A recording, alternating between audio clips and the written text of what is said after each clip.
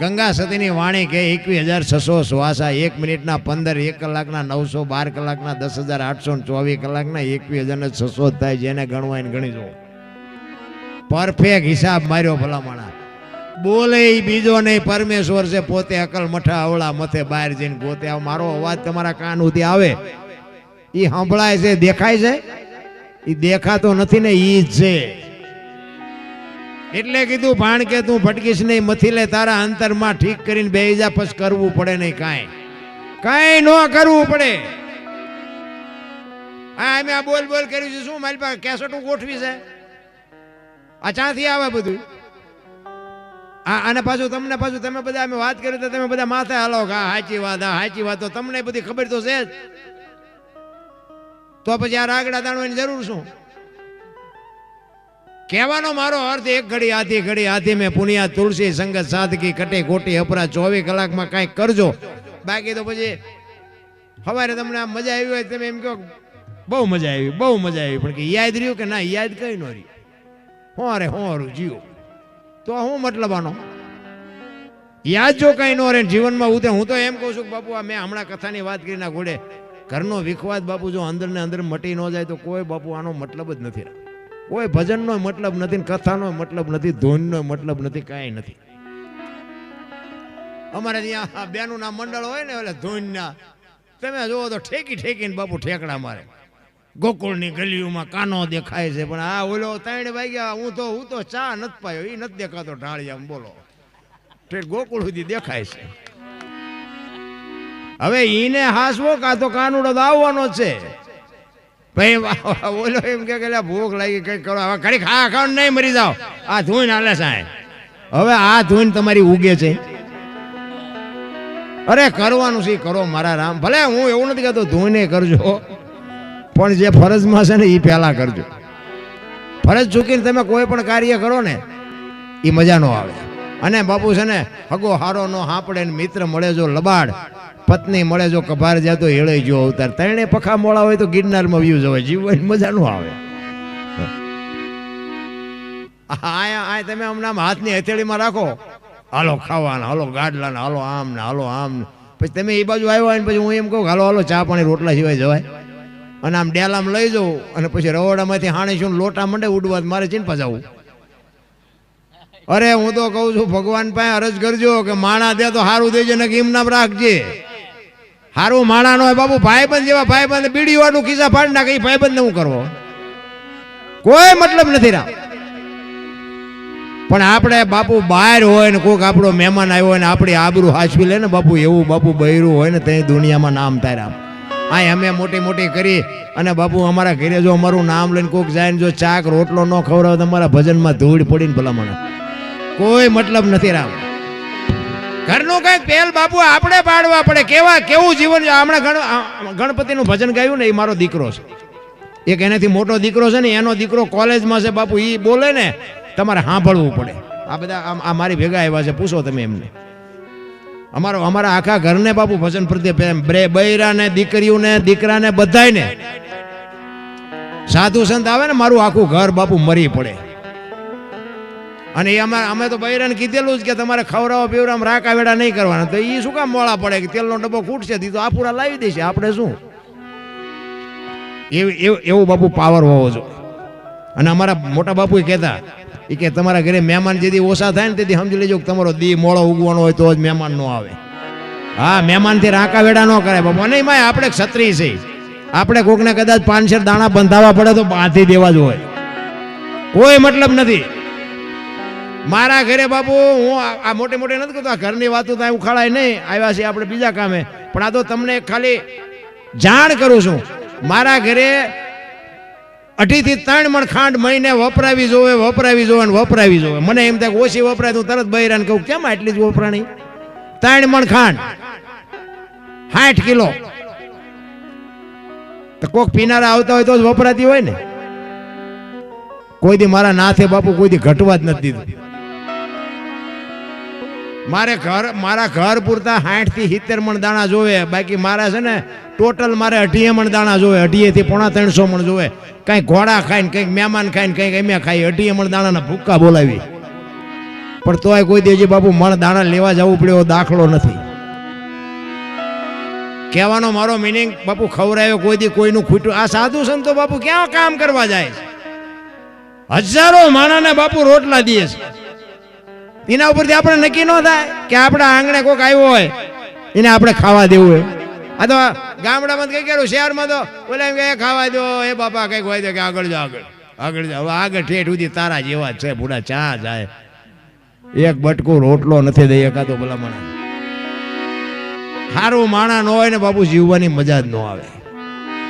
ઘરનું માણા તો બાપુ હું તો ભગવાનને અરજ કરું કે ઘરની આબરૂ અને બાપુ બૈરું સારું હોય તો જ રે, ન રે નહીં. એક ગામમાં પતિ પત્ની રહેતા હતા ને, તે ઓલો ભાઈ છે ને બેન ને જારો હોય ત્યારે ઉતારી પાડે. એ કે તમે બૈરાને શું બુદ્ધિ હોય? બૈરાની બુદ્ધિ જેટલી હોય. ઓલે બેન એમ કે જે હોય તમે જે કરતા હોય કરો ને, અમારું શું લોહી પીપી કરો? એ કે ગમે એમાં મેં જાણ કહેવાય તમારે બૈરાની બુદ્ધિ જેટલી હોય, બૈરાની બુદ્ધિ જેટલી હોય.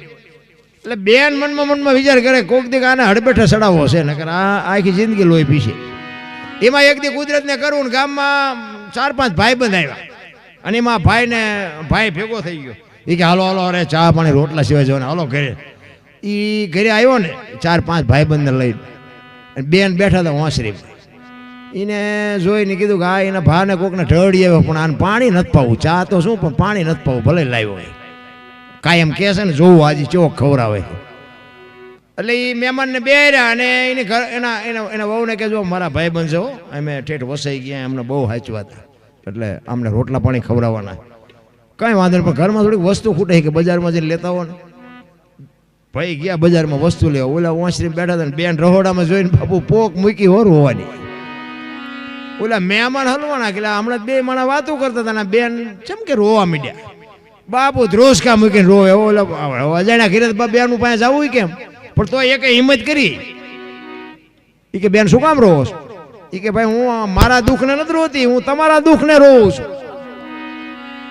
એ કે ભાઈ અમારું હું દક, અમારે તો કઈ ઉતાવળ હતી, આ અમને ઠરડીને લઈ આવ્યો, અમારે તો કઈ આમાં કામે નથી. શું છે એ તો કયો? એ કે ના તમને જવા ન દેવાય, જવા દઉં તો પણ મને વટે. એ તમને ખવડાવશે પીવડાવશે ચા પાણી કરાવશે, પણ એ પણ કઈ બેન બે જાય ને આમને નસું ખેંચાય. પણ પછી શું હોય છે? એ કે પણ બેન વાત તો ચોખ્ખી કરો કઈ. એ કેમ ના મારો ઘરવાળો તમને હાચવ છે, તમારા હગા કોઈ ન હાચવે એવા હાચવ છે. પણ એ પણ કઈ પછી બેન ન બોલે ને તો ઓલાને એમ થાય કે મારા બેટો આમાં કંઈક છે ખરું. એ કે હાલો હાલો. એ કે એના આદત એવી છે ખવડાવી પીવડાવીને ડેલું બંધ કરીને તમને હાંભેલા મારશે. એ કે અમે હજી એનું પાણી નથી પીધું, અમે શું કામ હાંભેલા? હાલો હાલો કે આપણે વ્યા જઈ. નીકળી ગયા. ઓલો આવ્યો વસ્તુ લઈ. એ કે ક્યાં ગયા મહેમાન? કે મહેમાન ગયા. એ કે કેમ? કે ગયા શું કેમ? એ કે પણ હું કામ ગયા? એ કે આવેલું હાંભેલું મેં તમને કેટલા ટાઈમથી કીધું ત્યારે તમે લાવી દીધું. તો કે હા. તો કે એમને હાંભેલું માંગ્યું, હું આપતી છું. હાંભેલું ન આપ્યું નહીં ને એમાં એમને ખોટું લાગ્યું કે વી ગયા. અરે તારી ભલે થાય કે 3 રૂપિયા હાંભેલામાં મારા લાખ રૂપિયાના મહેમાનને તે તગડ્યા. લાય હાંભેલું. એ કે દી આવું. એ હાંભેલું લઈને બાપુ આમ બહાર નીકળ્યો ને કે ચિંપાઈ ગયા. કોકને પૂછ્યું. એ કે આ સીધી બજારે ગયા. એ આમ વગડામાં હાલ્યા હતા. એમાં મારા જેવો એક હોશિયાર માણસ વાંહે જોતો આવે કે વાંહે આવતો જ નથી ને. અને આમ વર્તાણ પછી હાથ પડ્યો કે એ હાંભેલું લેતા જાઓ, હાંભેલું ઓલા મીડિયા વાડ્યું ઠેકવા. એ કે ખાતું નથી તો હાંભેલું લઈને મારવા દોડ્યો. હવે ભાગો તમારો બાપને કે મારી નાખશે. કે લાખ રૂપિયાની બેન કહેવાય આપણને ચેતવાને કે હાવ ખોટી હતી. તમે જો તો ઓલા વાડ્યું ઠેકતા જાય ને આ વાંહે ભી મારે દોડે કે લેતા જાઓ, હાંભેલું લેતા જાઓ. ઓલા કે ભાગો ને કે ભેગો થઈ જાય તો ઠાર મારી નાખશે. ઓલો થાકીને ઘરે પાછો આવ્યો ને એના વહુને કે આવું કરાય? એક હાંભેલા હાટું દે. એ કે કોઈ હાંભેલું માંગ્યું નહોતું. તમે જ્યારે વધારે મોટી કરો છો ને ખબર આવ્યું કે ચા પાયો પાણી પાયું. એટલે બૈરાને બાપુ પોગાય એવું જ નથી. એ કરતા હોય ને તો હાંસવી લેજો. બેનું છે ને બેનું બાપુ હું એટલા માટે કહું છું કે બેનું છે એક હું તો ખાસ કહું કે તમે શક્તિનો અવતાર છો. તમે ધારો તો આજે બાળીને ભસ્મ કરી દેવી તાકાત છે તમારામાં, પણ ફેશન માપે કરજો. આ ફેશને જે દી ઉઠાડ્યો છે ને એ ભલે તમને ભગવાને આપ્યા હોય વાપરજો, ખાઓ પીવો મોજ કરો, પણ બાપુ દેહના પ્રદર્શન ન હોય. મારા જેવું તમને મારી વાત અમુક કડવી લાગશે તમને, પણ તમે શક્તિ છો. કહેવાનો મારો મિનિંગ કે દેહની બાપુ પૂરેપૂરી મર્યાદા હોવી જોઈએ. ગમે એ સમાજ, હું આપણા એક સમાજને નથી કહેતો, ગમે એ સમાજની દીકરી હોય, કારણ કે આમાં છે ને આ બગાડ આપણે ઊભો કર્યો છે. એટલે ફેશનનું માપ રખાય, બહુ ફેશન નહીં હારી. તમે જુઓ તો વાળ કપાવે, બોલો બેનું વાળ કપાવે? આપણું પેલા હતું આવું? ખીલકોડીના પૂંછડા જેવા હોય વાહ વાળ, આમથી આમ નામ. અરે શું આમાં શિવાજી રાણા પ્રતાપ જન્મે? હે બહુ હારો ભેગા પાણીપુરી ખાતા હોય ત્યાં પરજા જેવી થાય, કોઈ મતલબ નથી. બધી મર્યાદા તો બાપુ હોય ને, કંઈક રીત હોય. 60 વર્ષની થઈ હોય ને ઉમરા વચ્ચે રહી સબે રમતી હોય ટબો ઢાં ટબો. હવે આ જીને યાર મનાણા એના થઈ ગયા ટબો ઢાં. અરે દીકરી તો દીકરી છે, મારા રામ સમર્પણની મૂર્તિ, મહાસાગર, મમતાનો મહાસાગર કહેવાય. ભલામણા હું વટતો નથી, સલાહ નથી દેતો. હું તો તમને મારી વાત સારી લાગે તો અપનાવજો, નકર હું આ કોઈને શિખામણ દેવાની મારી કઈ ઓકાત હતી હું તમને શિખામણ આપું. પણ મારી વાત સત્ય હોય તો તમારા આત્માને પૂછજો ને સ્વીકારજો, ન હોય તો બાપુ ડિલેટ મારી દેજો. મારે કોઈને સમજાવવા છે એવી કોઈ વાત નથી. પણ આ અમુક જગ્યાએ બાપુ જે દીકરીઓ ભરાઈ ગઈ છે, એ અમુક જે દુઃખી થઈ ગઈ ને, એ અમુક એવા દાખલા બાપુ જોઈને તે અમારા હૃદયમાં બાપુ હબાકા આવે છે, મારું હૃદય હળગે છે. એટલે અમે હાથ જોડીને કહી છે. બાકી તમે ગમે એટલું કમાવો ને ગમે એટલા સુખી થઈ જાવ તો અમારા ઘરે કઈ તેમ કોથળા નથી મોકલાવાના. આ તો સત્ય છે, તમને સારું લાગે તો સત્ય છે, નકર ડિલેટ મારી દેવાનું. આપણે કોઈને સલાહ નથી દેતા.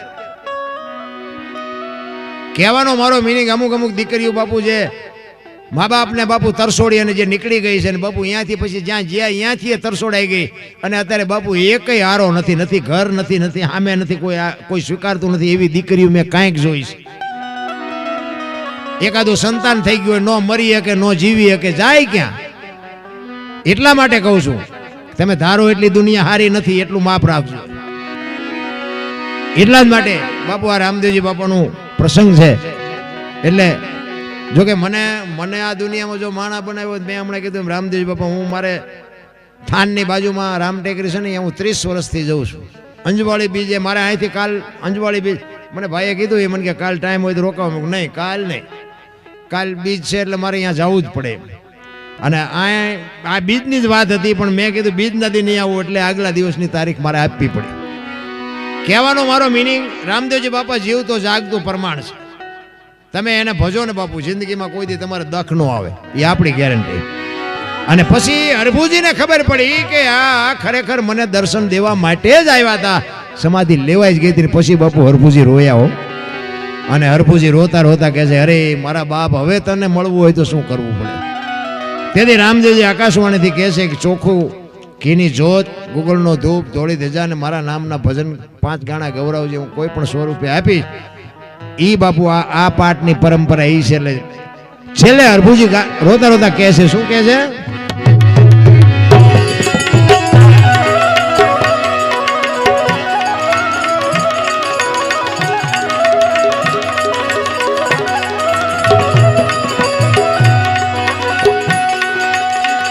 લીલુડે ચડીને રે એજી મંડપમાં તમે પધારજો રે. લીલુડે ચડીને રે એજી મંડપમાં તમે પધારજો.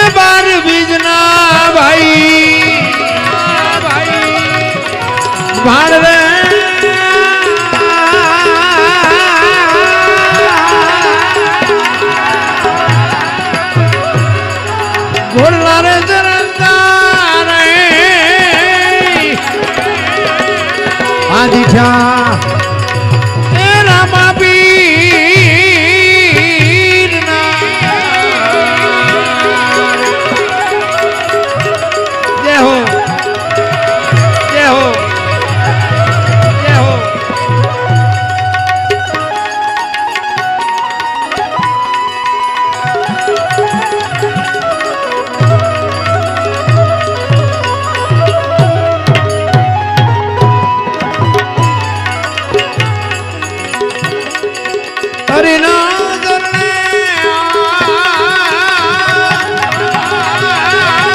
હર બોલી હર બોલી જીવો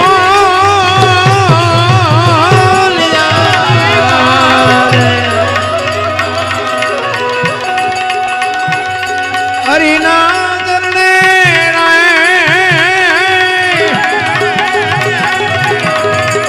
હર બોલી જીવો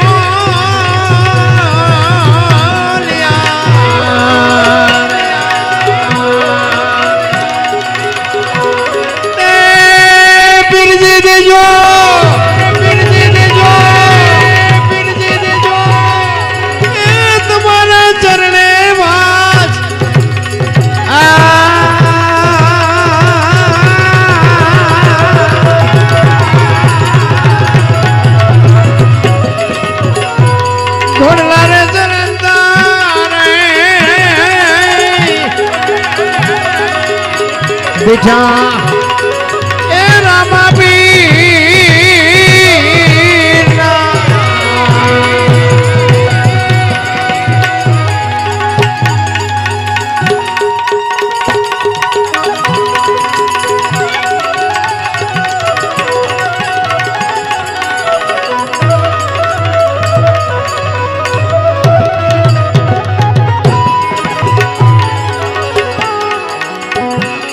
रामाने वदने दिलवे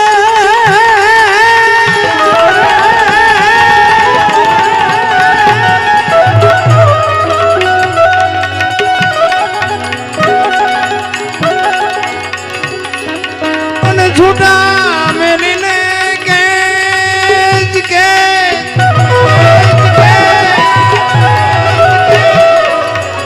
प्रथम अर्जी बाठी ने मिला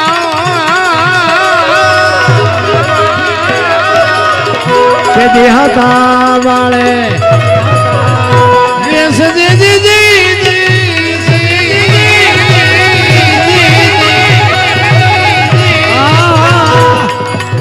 देहाता वाले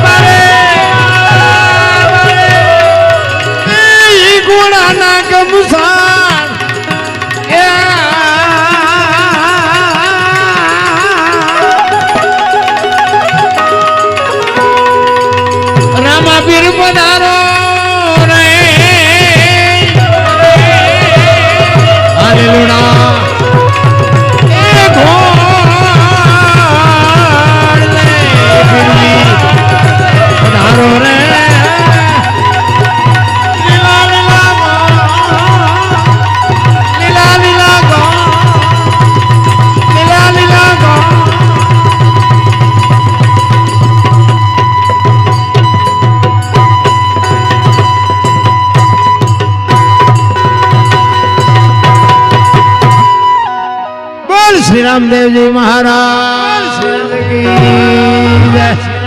द्वारकाधीश।